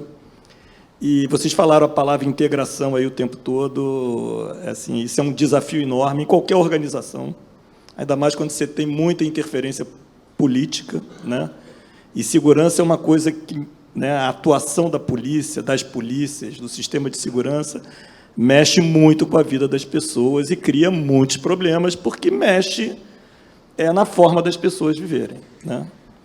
Mas eu não sei nem se eu estou corretamente informado, mas me parece que no Rio de Janeiro nós temos tido uma evolução na ocupação de território pelo lado criminoso. Eu ouvi falar em 57% de ocupação do território, né? Eu não sei se isso é fato ou se eu estou enganado. Se isso está aumentando ou se isso está diminuindo, porque isso é uma questão grave, né? É uma questão até que eu diria que é militar também, né? Porque a ocupação de território, eu me lembro de guerra, né? de soberania, exatamente. Então, a minha primeira pergunta é essa. Está havendo, amor, realmente um aumento da ocupação e a gente está perdendo soberania no município do Rio de Janeiro e no estado do Rio de Janeiro? E aí, na visão de vocês, olhando todos os instrumentos, porque eu até no Flamengo eu vivi uma experiência com o negócio de preparação física, e eu contratei uma empresa estrangeira, e o cara falou assim, começa pela comunicação. Quer dizer, eu pensei que ele ia falar de equipamento, de tecnologia, nada disso. Sim, começa pela comunicação. Todas as áreas que interferem na dinâmica do jogador, elas têm que estar integradas, para que o treinador não demande o músculo que o preparador físico demanda na preparação física, que o cara vai estourar, né? Então, estou dando esse exemplo assim banal, porque é uma coisa que eu gostaria que vocês falassem um pouquinho, e eu acho que, assim, para a gente olhar a questão sistêmica, ou seja, se não tivesse problema político, se não tivesse nada, o que cada um de vocês... Primeiro, se essa questão da ocupação do território é verdadeira ou não é verdadeira. Mas, segundo, o que vocês fariam se vocês tivessem todo o poder do mundo, não tem político, não tem nada, usando força federal, usando força municipal, usando força estadual e tecnologia? Qual seria o caminho para a gente dar um choque de melhoria, de possível melhoria, mesmo que não fosse, não acredito nada para o dia seguinte, mas que tivesse um caminho organizado e sistêmico para a gente melhorar muito a questão do Rio de Janeiro, da sensação de segurança, tanto das pessoas como também dos empresários e dos negócios, porque eu vejo muita gente, eu viajo muito para fora do Rio, e muita gente fala, não vou para o Rio de jeito nenhum, não vou botar a minha empresa lá, porque não vai ser legal, eu vou perder dinheiro, eu vou gastar uma fortuna com depósito e tudo mais com segurança. Desculpe aí o meu tempo da pergunta. Eu fui o último a falar por educação. Bom, com relação à expansão territorial, a gente pode trazer não tem como dizer exatamente sim ou não, mas a gente pode trazer uma questão que foi aquela decisão do Supremo Tribunal Federal, que durante a pandemia determinou uma série de restrições às ações policiais. Obviamente, a gente teve uma reformulação, um reengajamento das forças criminosas do Rio de Janeiro. É notório, a gente vê, antigamente, o que a gente se falava em barricada era um sofá queimado, era uma geladeira velha. Hoje a gente tem equipamentos de guerra montados, onde precisa, inclusive, entrar com material explosivo para poder retirar, que hoje nem o blindado das polícias é capaz de executar. Quando a gente tem uma polícia que precisa comprar o kit de demolição, os senhores terem noção, a Polícia Militar ela tem algumas unidades onde ela tem uma retroescavadeira, ela tem um caminhão, né, enfim, uma série de material, um policial que teve que aprender a pilotar um equipamento, uma máquina dessa pesada, para poder fazer a retirada desse material. Então é isso. Uma decisão de alguém lá fora, baseada por dizeres de terceiros, né, descolado da realidade, uma interferência federal na atuação do governo estadual, sem ter uma noção exata do que vem ocorrendo, tem efeitos colaterais. Infelizmente, nessa grita, a gente tinha o poder público preso mais na mão da Polícia Civil e da Polícia Militar, tentando mostrar uma realidade, e do outro lado haviam 30 a 40 representantes levantando a bandeira para o outro lado, e foram ouvidos. Então, infelizmente, a gente vem vivenciando o efeito colateral de uma decisão daquele momento. Não dá para afirmar nem que sim, nem que não, mas que a gente vê um modelo de expansão, por exemplo, virou moda a gente ouvir que determinada liderança de um grupo criminoso está homiziado no Rio de Janeiro porque ele está protegido dentro daquele ambiente, porque para o policial entrar ali, ele vai ter que seguir uma série de protocolos para poder fazer essa operação. Não estou dizendo que não tenha que ter. Foi uma mudança, houve uma melhoria na questão com relação à transparência, com relação à comunicação, mas da forma como foi colocado, isso impediu uma série de atividades e de ações das polícias no seu dia a dia. Então, assim, tem efeitos, isso tem efeitos. Eu só voltar um pouco na questão do comunitário, né? A gente está até aqui com o Major Matheus, trabalha lá com a gente. No Rio de Janeiro, a gente tem os conselhos comunitários de segurança, né? São espaços abertos, organizados, que tem toda uma... vem lá de 1999 também, desde 2004 o ISP trabalha com isso, então são espaços que estão ali abertos para ouvir o cidadão, para ouvir aquela necessidade local, adequação ali, é um ambiente onde tem o comandante daquela área, tem o delegado daquela área, tem a guarda municipal, representantes das operações presentes, seja bairro presente ou segurança presente, que de certa forma acabam permeando por esse modelo de polícia de proximidade, né? Não na sua essência, mas de alguma forma eles estão ali trabalhando nesse modelo, né? Ontem a gente teve dia de Cosme Damião. Quem é policial antigo vai lembrar da dupla de policial que andava na rua, que era taxado como Cosme Damião, aquele polícia do bairro. Então, hoje a Polícia Militar tem o bairro presente, que é um pouco nessa linha. Então, assim, do ponto de vista dessa expansão territorial, a gente está vivenciando um modelo bem complicado, bem complicado. Então, achar que o governo, que lá uma decisão que foi em sede federal, sem ter a noção da realidade, vai ser a resolução de todos os problemas, a gente está penando agora para, não só para agora, mas daqui para frente, conseguir restabelecer algumas questões. Tem alguma última questão? Porque a gente vai precisar encerrar, senão eu vou... temos 2 questões, a gente vai ser... Você passa ali. A gente falou essa, acho que o Batista está querendo falar dessa e eu também estou querendo. Pode falar rapidinho? Quer falar essa? O Batista quer falar dessa, que é interessante. Essa sua questão é muito interessante e o senhor tem toda a razão. Isso não é só a DPF 635 a qual ele se refere, ela não é a única causadora disso, né? A gente teve um boom de milícia no Rio de Janeiro, que é o seguinte, o doutor deve estar até coçando aqui para falar sobre isso. O que acontece é o seguinte, as milícias, elas se profissionalizaram e elas começaram a se apoderar de espaços geográficos que antes não havia nenhum tipo de criminoso, porque é um negócio, é um negócio rentável ao extremo. Pra vocês terem uma ideia, só para dar vou cortar o cabelo ontem, para ficar mais bonitinho aqui e tal. Aí, o barbeiro, eu perguntei para ele, aí, na área de milícia, né? Perguntei, aí, barbeiro, ele, R$70 por semana. Mas R$70 por semana, se você levar em consideração a quantidade de comércio que tem na região, é muito lucrativo. Mas se você não pagar, o que acontece? Se não pagar, o cara vai botar arma na minha cara e falou que vai até a minha família. Então, o problema já vem se arrastando há muito tempo. A DPF, ela superdimensionou isso num caráter... A gente vai ter ainda estudos nesse sentido que vão comprovar que a DPF contribuiu imensamente para esse alargamento dessa distância. Mas isso já vem há muito tempo. Eu faço operação em comunidade, em favela, no Rio de Janeiro, desde que eu tenho 22 anos de idade.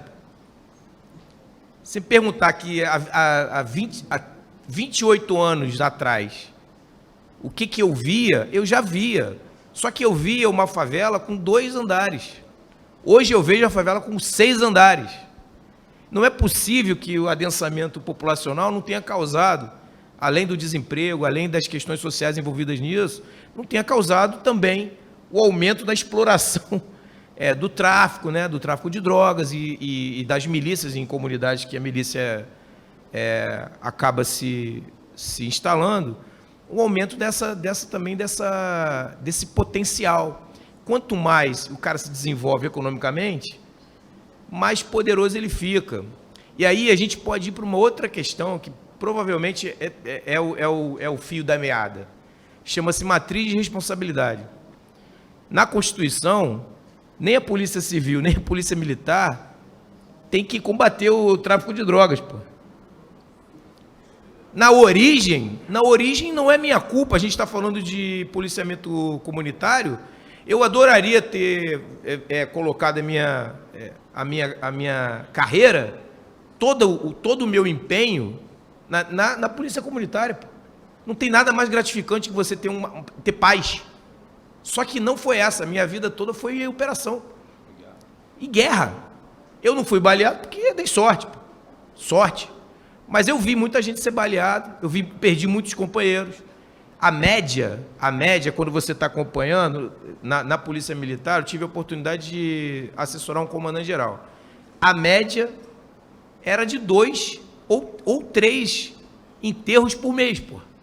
Qual é a empresa no mundo que se sustenta com 3 funcionários mortos por mês, pô? De forma violenta. Eu estou falando só dos que estavam em serviço, não estou falando dos que não estavam em serviço, que esses são em maior número, que você também tem que enterrar. Então, assim, essa questão é uma questão que remonta à matriz de responsabilidade. Se cada um cuidar do seu, o nosso serviço aqui vai ficar melhor. A gente vai poder olhar para a polícia comunitária com mais atenção, com mais cuidado, e sem ter que pensar em, por exemplo, na barricada. Porque a barricada, hoje, ele falou aqui de kit explosão, né? Eu fui o primeiro, me deram essa incumbência quando eu estava no BOP, de fazer a primeira aquisição de retroescavadeira e pá carregadeira do estado do Rio de Janeiro. Como é que... foi difícil, cara, foi difícil. Eu, para explicar para o procurador do estado que o BOP, que a Polícia Militar queria uma retroescavadeira, eu sangrei, pô. Eu tive que fazer curso em Brasília para fazer o termo de referência, porque a pessoa simplesmente não entende. Não, você não tem nenhuma condição de fazer isso é coisa da prefeitura. Claro que na origem, o conceitual é da prefeitura. Mas se você perguntar na prefeitura qual o servidor da prefeitura que quer montar numa retroescavadeira para derrubar a barricada na favela, ninguém vai querer, pô. É óbvio. E detalhe, o nosso carro não conseguiu ser blindado, porque havia uma legislação impeditiva para blindagem dos carros do BOP. Então, assim, hoje isso está mais fácil, mudou um pouco essa visão, né? Essa visão, a integração, acho que os grandes eventos foram pródigos em relação a isso, deu oportunidade que a gente tem que viver mais esses grandes eventos, que é para ter um olhar melhor e mais específico para a realidade do Rio de Janeiro. E não é porque a gente é melhor do que ninguém, não é nada. É porque se a gente está falando de iniciativa e inovação, a gente tem que aproveitar o cabedal de informação que existe aqui para que a gente possa lidar com esses problemas. Prometi a ele aqui que é um minuto, ele veio que não autorizou, mas eu peguei assim mesmo. Rápido. Quero, só para não deixar de... Só para não deixar de dar uma resposta. A pergunta acho que vai no sentido de o que fazer. Que a expansão, não tenho dúvida nenhuma, não só de números de áreas, mas também do tamanho da área. Há áreas na região da Penha, da Vila da Penha, que eram ruas que eu frequentava ali, quando era mais novo e tal, que eu já não posso mais entrar lá agora. Isso tem muita... A questão da dominação do território tem a ver com ocupação irregular do solo urbano. Isso é atribuição do município. Enfim, mas eu queria lembrar, eu peguei o microfone para falar outra coisa. Na época da intervenção federal, acho que eu fui a primeira pessoa a falar na TV sobre intervenção. Eu inaugurei lá às 5 horas da manhã com o programa de São Paulo. E assim, a gente nunca teve intervenção federal. Então, com todos os sinões que tem, tirando, afastando tudo isso, eu vou trazer um fato que para mim é emblemático, que ele responde um pouco a sua pergunta. O general, esqueci o nome dele, quando a polícia entrou no Alemão, assim que o... Cerqueira? Não foi Cerqueira, não. Foi da época do Alemão agora, da intervenção agora. Não, mas não era o Braga Neto. É o Richard, general Richard. O que aconteceu? Salvo engano, foi no Alemão isso. Porque essa questão da ocupação de solo, ninguém ocupa o solo, esse território é meu, vou botar uma... Não, eu ocupo o solo porque eu vou explorar tudo que tem aqui. Então, o comércio só vai comprar água daquele fornecedor que eu digo, aí tem gatunete, e tudo que a gente está cansado de saber, que já é do conhecimento de todo mundo. Né? O que aconteceu? A história do gatunete, no dia seguinte que a polícia entrou, o que entrou atrás do general? As operadoras. Elas entraram atrás dele, parecia era uma legião de vendedores ali, porque ele, inclusive, entrou nessa discussão de fazer uma tarifa diferenciada. Ele cobrou isso. Eu lembro que ele cobrou isso. Pode buscar aí. Tipo, tem que ter uma tarifa diferenciada para essas pessoas, para elas não terem mais que ser submetidas ao ilegal, à máfia, que é a milícia. O que eu estou querendo dizer com isso, que é a resposta? Essa solução passa necessariamente pela exploração das imensas oportunidades de negócio que tem numa favela. Passa necessariamente por ali. Aqui, por isso que eu quero fazer uma provocação, por isso que eu não podia deixar de falar para o Ribas, a gente tem um dever de casa para fazer. Nós queremos enfrentar essa coisa da ocupação, vai ter que botar um blindado lá, escavadeira e tal, isso aí sempre ter que estabilizar, fazer tudo que fizeram quando era na época do UPP. Por que uma das razões da UPP não ter? Porque ficou nisso. E a vida tá na geração de riqueza. A geração de riqueza é feita através da economia. Então, se leva meia dúzia de empresários para lá, com isso, com aquilo, a gente vai ter problemas? Vai ter que alargar ruas? Vai ter discussão no âmbito social? Vai.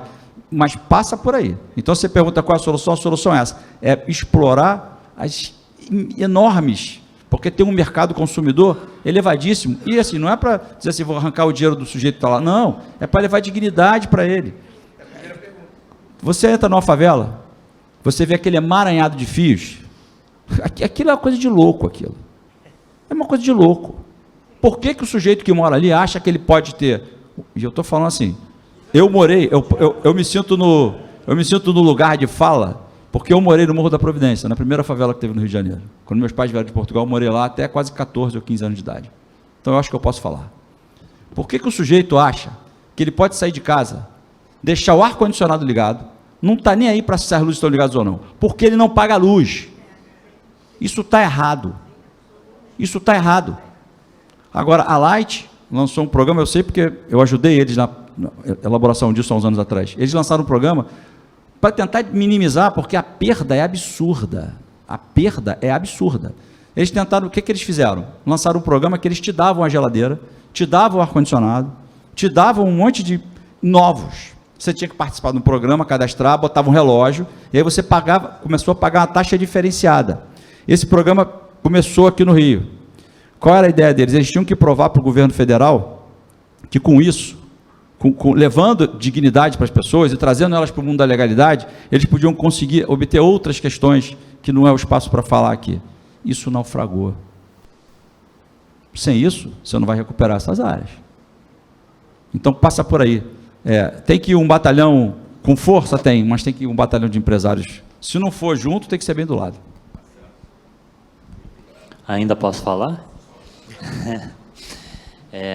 São interessantes os números. Eu sou professor na área de Economia e Finanças, Fundação Getúlio Vargas, venho da Federal de Santa Catarina, vivo aqui no Rio há mais de 20 anos.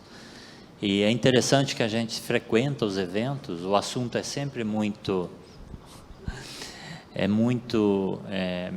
debatido, mas na prática a gente, quando vê um avanço, depois vê um retorno. Então, grandes números. Light, na concessão está previsto 25% da energia entregue sem cobrada. De fato, tem 52%. E não é só na favela. A gente conhece quantas pessoas aqui que a gente tem relacionamento que tem gato em casa. Então, nós somos uma sociedade individualista. Mas, falando assim, muito claramente, com o coração aberto, nós somos uma sociedade individualista, cada um cuida do seu castelo e quer que o outro se lasque. Então, mudar um pouco o conceito das pessoas para ter esse engajamento é um trabalho, mudar a cultura, demora e custa caro. E nesse caso, custa caro não é financeiro, custa caro de envolvimento, do nosso tempo. Nós que queremos mudar, a gente tem que puxar esse bonde. Território. Eu li uma matéria no Globo, saiu lá uma pesquisa enorme, 98,5% do território da cidade do Rio de Janeiro tem alguma interferência de tráfico ou milícia. Onde eu moro é milícia. Ou é um é o outro. Então tem pequenas áreas livres. A Prefeitura do Rio tem um levantamento que existe 732 áreas conflagradas na cidade do Rio de Janeiro, não estou falando da Grande Rio. Na cidade do Rio de Janeiro, com 732 áreas dominadas. Eu queria trazer, o objetivo de pegar um microfone foi só trazer uma informação que eu achei muito interessante de um general que deu uma palestra naquele Rio Day de segurança que teve no Senado há alguns dias. O general Marco Aurélio Viana, eu não sei se vocês conhecem, ele trabalhou muito em todos os grandes eventos, ele foi uma espécie de coordenador técnico da interação com o Mossad, CIA, M6, esse povo todo. E ele trouxe o seguinte: aonde deu certo fazer uma reversão desse processo? Na Colômbia, a gente ouve falar de Medellín, que virou um exemplo, alguma coisa no Haiti, onde ele liderou junto com esqueci o nome do general que estava numa cadeira de rodas, que era a força de paz da ONU. Eles só funciona o seguinte: vem o político para regular, vem o judiciário para não atrapalhar, vem a polícia para agir. E deu um exemplo. Eles entraram num morro aqui no Rio, acho que foi no Borel, prenderam 126 meliantes. O motivo, não sei se era tráfico, não lembro o que era, mas o fato é que prenderam, botaram todo mundo em fila, exército, desce 10 soldados armados com o pessoal todinho, chegou lá embaixo, tinha uma equipe do judiciário, uma equipe da Fundação Casa, que tem para os menores. Aí chega, fulano, o que você fez? Ah, eu roubei, matei, sei lá, alguma coisa assim. Quem está lhe acompanhando? Soldado tal. Tinham 10 soldados. No 11º, o judiciário falou, não, você não pode ser responsável por 2 pessoas. Liberou 116. Então, quando a gente fala dos instrumentos e do envolvimento da sociedade, tem que ser como um todo. A gente sabe o que fazer, a gente só precisa agir. Era, sem pergunta, mais um desabafo. Bom, meu nome é Marcelo Faria, sou presidente do Instituto Liberal de São Paulo. Apesar do nome, nosso projeto principal é nacional, que é avançar uma lei, que é a Lei de Liberdade Econômica. Vou falar no painel amanhã pela manhã. E a minha pergunta vai um pouco na linha do que o Fernando falou, mas vai para os 3. É possível falar do que ele falou sobre o criminoso, que também vive de sentido, no sentido econômico, inclusive. Teve um ganhador do Nobel de Economia por isso, que é o Gary Becker, que é a economia do crime. Então, o criminoso também vive de incentivo. E eu pensando aqui, a gente tem um projeto para avançar uma lei, mas nada impede, que a gente já está indo para uma segunda área, que é educação, e nada impede que a gente faça isso em segurança, e a gente faz isso no país inteiro. Então, em poucos meses, eu sentei com o governo do Pernambuco, Bahia, todos com o quê? Levantando dados, falando a mesma coisa, pegando o que funciona num lugar, levando para o outro, fora do poder público, falando com quem está ali envolvido, com LIDE, com mídia, para pressionar e avançar, e aos poucos está avançando. Então, a minha pergunta é nesse sentido. Na visão de vocês, quais são efetivamente as mudanças regulatórias, seja lei ou decreto, que poderia melhorar a segurança, não só no Rio de Janeiro, mas no país? E na segunda, o contrário, quais são os dirigíveis, quais são as coisas que, a fumaça que a gente fica discutindo, que é feita, mas que na visão de vocês mais atrapalha do que ajuda. Obrigado. Essa é outro seminário. Mas posso só três coisas rápidas. Primeiro, eu entendo que quem tem que legislar é o Congresso. Primeira coisa. Eles são os responsáveis por isso, né? Vamos primeiro não abdicar disso. Se a gente já não abdicar disso, já é um bom caminho para a reversão. Segundo, cobrança. do sistema penitenciário. Isso tem que ser cobrado, isso tem que ser visto a fundo. Ali estão muitas das nossas desgraças, digamos assim, estão ali e podem ser resolvidas através de coordenação e boas intenções envolvendo o sistema. Terceiro, a gente precisa pensar muito em mudanças legislativas com relação ao sistema de justiça criminal, o sistema do qual nós fazemos parte. Isso é uma discussão interminável. E para mim, algumas questões interessantes. A adoção do termo circunstanciado, que hoje em dia tem decisão do Supremo de que você faz parte do inquérito, né? Então o policial militar não pode fazer. Outros estados já fazem e tem uma história diferente da nossa. Entre outras coisas. Então essa é meu ideal, meu pontapé, só meu pontapé. Só um pitaco pequeno. Parabenizar pela intervenção. Eu acho que se a gente tivesse uma... Porque seria um dia inteiro para falar do que... Mas uma só. Se a gente conseguisse avançar com uma... Tem que ser legislação federal, evidentemente. Com uma legislação que diferenciasse o tratamento, em todos os sentidos, inclusive na LEP, na Lei de Execução Penal, do crime praticado com violência, daquele praticado sem violência, a gente começa a ganhar essa guerra no dia seguinte. Sabe por quê? Ali não precisa nem ser aplicada. Só o fato dela existir, a gente mexe na economia do crime. Porque eu sou dono de um negócio criminoso. Então, para eu chegar para os caras e alugar as armas lá, assim, ó, leva essas armas aí, me traz alguma coisa. Pode levar 2 fuzis, 3, aí os caras vêm para a rua, fazem um arrastão com um fuzil que custa R$45 mil para levar um telefone que custou 2 ou 3. Não faz sentido. Mas por quê? Porque está parado ali, eu estou otimizando o recurso que eu tenho naquele equipamento. No momento em que o uso dessa arma começar a representar um prejuízo, porque vai representar, né? Porque o cara que for preso já vai ter outro tratamento, não vai ter aqueles benefícios todos, aquela progressão, enfim, tudo aquilo. É uma legislação que tem que ser discutida, pensada, enfim, estressada com outros olhares, no sentido de um tratamento diferenciado. Sabe o que acontece? A gente vai viver o que outros países vivem.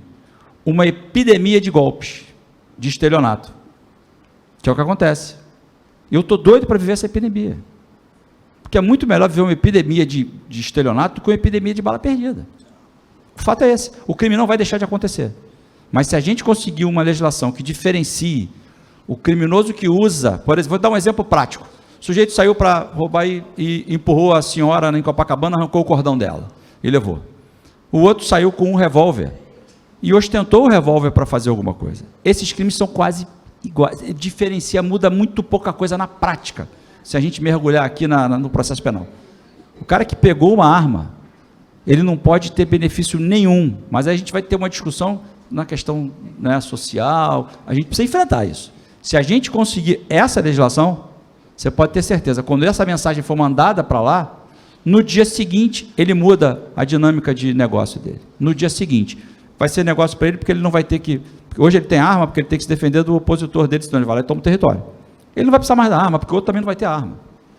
A gente não vai deixar de ter droga, a gente não vai deixar de ter crime, a gente não vai deixar de ter um monte de problema, mas a gente não vai ter mais o cara abordando, fazendo um arrastão numa rua com 3 fuzis para roubar meia dúzia de celulares. Que só tem aqui, não tem mais lugar nenhum do mundo isso. A gente precisa esse diferencial. Bom, eu não vou nem me arvorar na parte legislativa, acho que já está sendo bem explanada. Eu vou só fazer uma provocação no sentido de um olhar, né? Como reverter o olhar para o Rio de Janeiro. Como eu falei, assim, a gente tem números, graças a Deus, o Rio de Janeiro, a gente tem essa questão, não por eu ser do ISP, mas é um órgão que já foi reconhecido, né, por vários, recebeu vários prêmios com essa questão da transparência e divulgação de dados. Vamos brigar um pouco com a imprensa, brigar um pouco com o que falam do nosso Rio de Janeiro, porque ele não é isso que mostram. Recentemente saiu um anuário do Fórum Brasileiro de Segurança Pública, o Rio de Janeiro é o 9º melhor estado com a taxa de homicídio. Então, do ranking que a gente tem no Brasil, o 9º melhor estado é o Rio de Janeiro.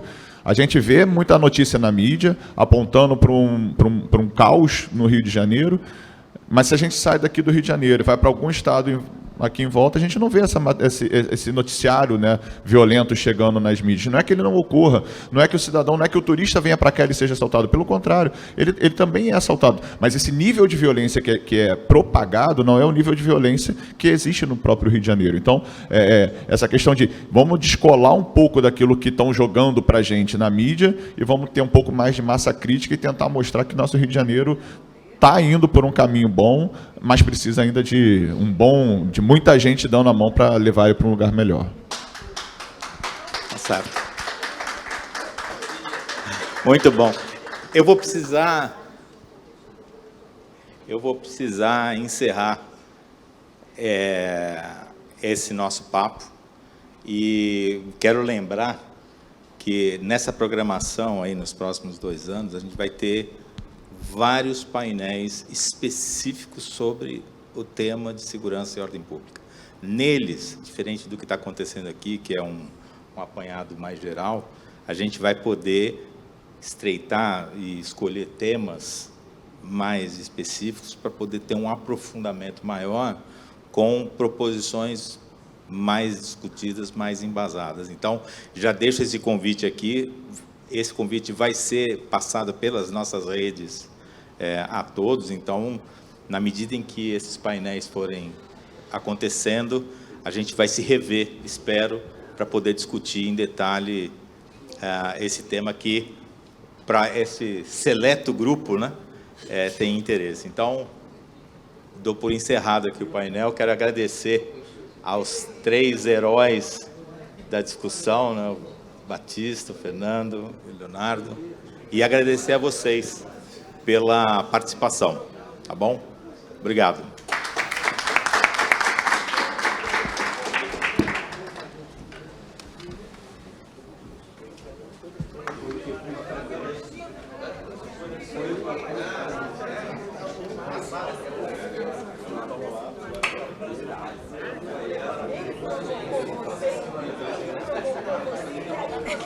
Vou levar